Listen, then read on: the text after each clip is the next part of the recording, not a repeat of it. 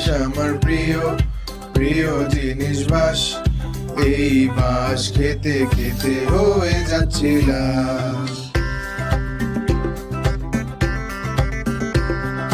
নীল রঙের আকাশ, আকাশে তাকিয়ে থাকি, আকাশেতে তাকিয়ে নিজের ডাউনফল দেখি।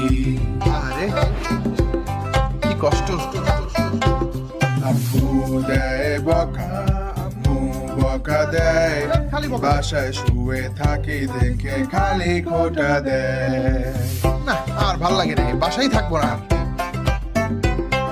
পকেট আমার ফাঁকা, খালি আমার ওয়ালেট, এই অবস্থায় কেমনে দিন যায় শুধুই আল্লাহ জানে।